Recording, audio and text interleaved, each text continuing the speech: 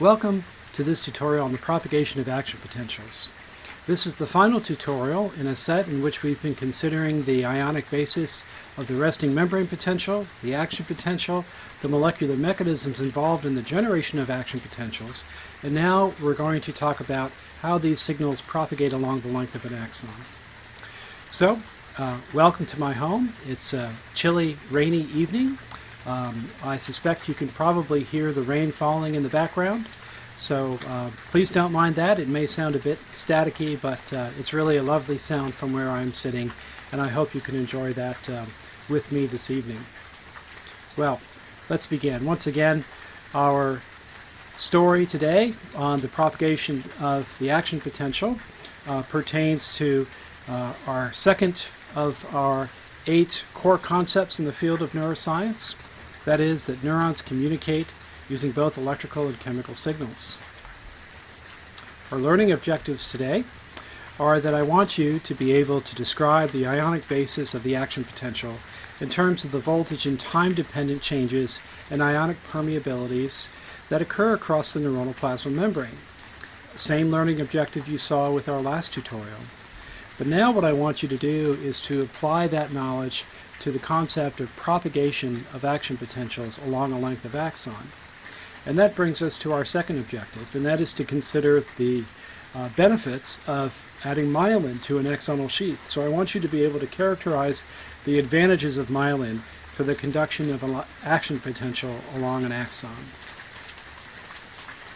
Well, in order to set the stage for what I want to discuss with you today, I'm going to recommend that you pause for just a moment and view animation 2.3 at the website that supports our textbook.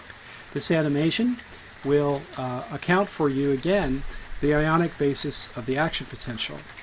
You can click on the hyperlink that's part of your tutorial notes, or navigate yourself to the website that supports our text. Okay, well, I think we're ready to move on. And let's consider for starters some of the properties again of an axon and some of the limitations that need to be overcome as we consider what it takes to propagate an action potential. Now, you'll recall a point that I made right at the start of the course, and that is that neuronal membranes are inherently poor conductors of electricity. One reason for that, of course, is that these membranes tend to be somewhat leaky. They just don't allow for the conduction of electrical charge very efficiently. And this phenomenon is illustrated with the application of a relatively weak electrical stimulus to a length of an axon. So we might call this a sub-threshold stimulus, one that is not going to depolarize the neuron sufficiently to reach threshold for firing an action potential. So a threshold in this particular axon is around minus 50 millivolts, and even right near our stimulating electrode, we record a depolarization of only about 7 or 8 millivolts. So not sufficient to bring this neuron from minus 65 to minus 50. But that's okay. This experiment illustrates the point that all we have to do is travel a relatively short length down this axon, just a few millimeters, and already there's significant decay of the current that's been passed at a particular site. So without the presence of myelin, an axon by itself is just not going to provide sufficient conduction through purely passive means. Now, when we talk about the passive flow of current along an axon, this is essentially what we're talking about. With a sub-threshold depolarization, all we have is passive current flow down this axon. And due to the leakiness of the membrane, especially in the absence of myelin, there's just not much hope of conducting an electrical signal more than a millimeter or so. But thankfully, there are indeed active properties that can facilitate the propagation of an action potential. So now, let's look at a length of axon that is stimulated with a stronger stimulus, such that the local region of the membrane is depolarized sufficiently to achieve threshold for firing an action potential. and then let's watch what happens. Okay, this is a bit of a busy figure from your textbook, figure 3.10, but I think it illustrates quite nicely the basic phenomenon that we want to consider. Let me just set up this figure for you just a little bit. So we have 3 moments in time that are illustrated, time 1, time 2, and time 3. And then we have 3 locations along the length of the axon that are illustrated, point A, point B, and point C. So let's begin at time equals 1 and point A. And so this in fact will be the site at which we stimulate this axon by injecting positive current at this local site. Now, if we inject sufficient current to depolarize this membrane beyond threshold, what we will have is an action potential. Okay? And that action potential, as you now know, involves the voltage-dependent opening of sodium and potassium channels. First sodium, very quickly, and that allows for sodium to rush in through these open sodium channels. And that sodium now triggers the passive movement of charge along the length of this axon. So that charge is going to go in both directions away from this site of stimulation. Now let's see what's happening as we move from point A to point B. Positive charge is flowing as indicated by the red shading in the middle of the axon. And as we reach point B, now if there still is sufficient depolarization of this membrane, the next batch of sodium channels are going to open up, sodium's going to rush in, and the wave of depolarization is going to continue in this direction from point A to point B and now from point B to point C. But let's return upstream to point A where we initially stimulated to consider what's happening. Recall that the opening of potassium channels lags behind the opening of sodium channels. So this means that while an action potential has been triggered and depolarization has reached point B, at point A now what we have is the opening of potassium channels and the efflux of potassium ions. This means that the initial site of stimulation is now engaged in the process of repolarization.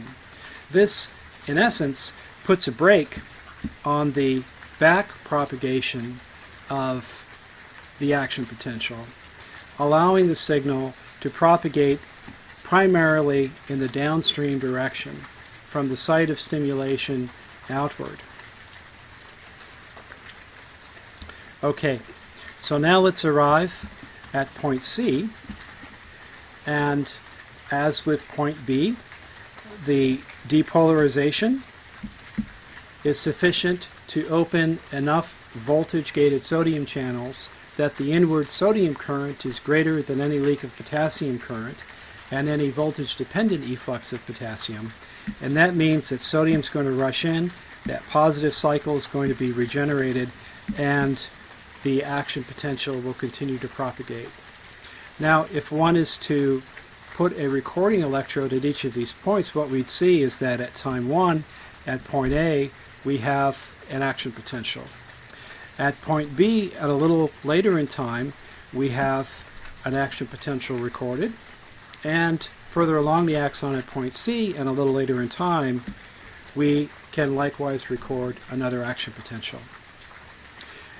Now, while point C is firing its action potential, again, the process of repolarization is taking place upstream at point B. So potassium ions are leaving as the potassium channels open more slowly, and that again puts a bit of a blockade on the backwards propagation of that action potential.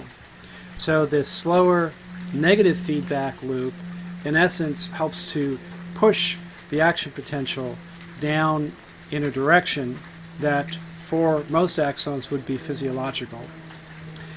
Now, let me make a point about nomenclature. We talk about the propagation of an action potential or the conduction of the action potential as if something's actually moving.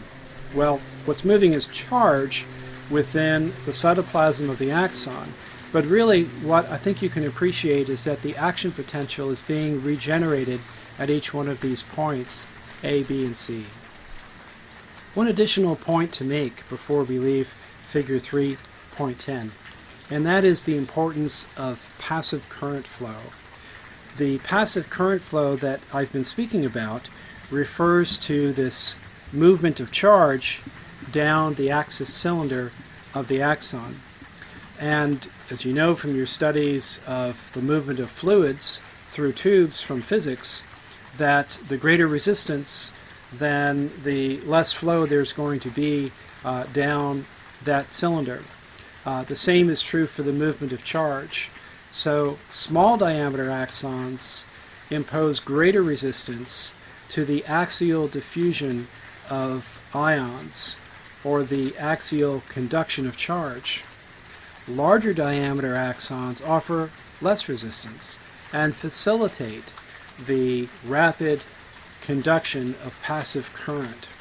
This is why small diameter axons will have a slower propagation rate of action potential conduction compared to larger diameter axons. So one way to speed up action potential propagation is to increase the diameter of an axon, and vice versa. Okay, now what about myelin? How does myelin contribute to the propagation of action potentials? Well, I would remind you that myelin is produced in the central nervous system by oligodendrocytes. In peripheral nerves in the body, myelin is made by Schwann cells. But we're focused mainly on the central nervous system in this course, so I'll use as our example for myelin-forming cell the oligodendrocyte. So you'll remember that the oligodendrocyte grows out a plasmolemma, or a layer of membrane, that then wraps around a segment of axon. The length of that segment is typically about 1 millimeter, sometimes more, sometimes less, but typically 1 millimeter. And at the junction of a myelin sheath that's formed by one cell and a different cell is a gap. And that gap is known as a node of Ranvier. And at this gap, we have a concentration of ion channels. Channels for sodium and channels for potassium, allowing for the regeneration of action potentials at the nodes of Ranvier. In between the nodes of Ranvier, we have a tight wrapping of myelin, which serves to increase the passive current flow by making the myelinated segment of axon much less leaky than it would be otherwise. So more charge is effectively transferred from one node to the next. There's another advantage here to the presence of myelin, and that is that this node of Ranvier presents a limited space for the concentration of ion channels. Without myelin, to ensure effective propagation of action potentials, one might imagine a much larger number of ion channels would need to be inserted into the membrane in order to ensure propagation. But with myelin, a smaller number of ion channels can be concentrated in much less surface area along the axonal plasma membrane. So this leads to greater efficiencies as well as greater speed of conduction. So let's look at how this works. Consider a similar kind of an experiment, looking at a length of axon at 3 points in space along the length, but also at 3 moments in time. And consider what happens when a stimulus is applied, let's say, to point A. So when this happens, as we saw previously, voltage-dependent sodium channels open, sodium rushes in, and positive charge now can very effectively and very rapidly passively diffuse down along the length of myelinated axon until the next node of Ranvier is reached. We'll call that point B, and here sodium channels are opened. More sodium can rush in as the action potential is regenerated here. And that positive charge now, again, effectively, passively diffuses down that axon and reaches our third point, point C, again regenerating the action potential as sodium ions rush in. Meanwhile, upstream at each of these sites, there is the delayed opening of potassium channels. So potassium flows out, the membrane repolarizes, again putting the brakes on the back propagation of that action potential. The same would be true, of course, with the repolarization of the membrane at site B, as an action potential is generated one nodal length in the downstream direction at point C. So, the advantages of myelin are really twofold. One is an increase in the propagation of action potentials in terms of both the efficiency and in terms of the conduction velocity. But also there is an advantage of economy. Fewer ion channels need to be produced by the cell body and inserted into a much more reduced surface area of axonal plasma membrane. Now let's compare the generation and propagation of action potentials in an unmyelinated axon that might be sitting in a spinal nerve right next to a myelinated axon. The unmyelinated axon might be a postganglionic axon derived from an autonomic nervous system neuron. The myelinated axon could be a sensory or motor fiber present in peripheral nerve. And if we stimulate nearby locations along that nerve, we might drive sodium into both of these axons and trigger an action potential at the same time in the same place. But because of the presence of myelin, the propagation of positive charge is going to be much more rapid and much more efficient in the myelinated axon compared to the unmyelinated axon. And so we are able to generate the second action potential efficiently at the next node in just a fraction of a second. Meanwhile, in the unmyelinated axon, in order for there to be effective conduction of action potentials, we need to put very many voltage-dependent sodium and potassium channels along the length of this membrane to ensure the regeneration of action potential at each adjacent point along its length. Now, as we continue to move down that axon, we see that, at least in this illustration, we've about doubled the relative conduction velocity of the myelinated axon compared to the unmyelinated axon. Again, with the additional advantage of fewer ion channels are needed only at the nodes to regenerate the action potential, compared to what must be necessary in this unmyelinated axon, where the action potential must be regenerated at each adjacent location in the membrane. Now, there's a term for the type of conduction that we see in a myelinated axon. It's called saltatory conduction, which means to jump. So the implication is that the action potential jumps from one node to the next along the length of this myelinated axon. And it's because the action potential need not be regenerated along each adjacent segment of membrane. Because of the efficiency of the passive flow of current along the length of the myelinated segment, action potentials only need to be regenerated at each node. So there's this jumping of signal from one node to the next, to the next, to the next along a myelinated axon. So I'd like to leave you with a study question that will challenge you to consider how these concepts might play out in a clinical condition that might affect the integrity of myelin sheaths around axons. One of the more common conditions that can produce this result is multiple sclerosis. So consider the study question that you can find here, as well as at the bottom of your tutorial notes, and respond accordingly. Lastly, I would encourage you to view animation 3.2.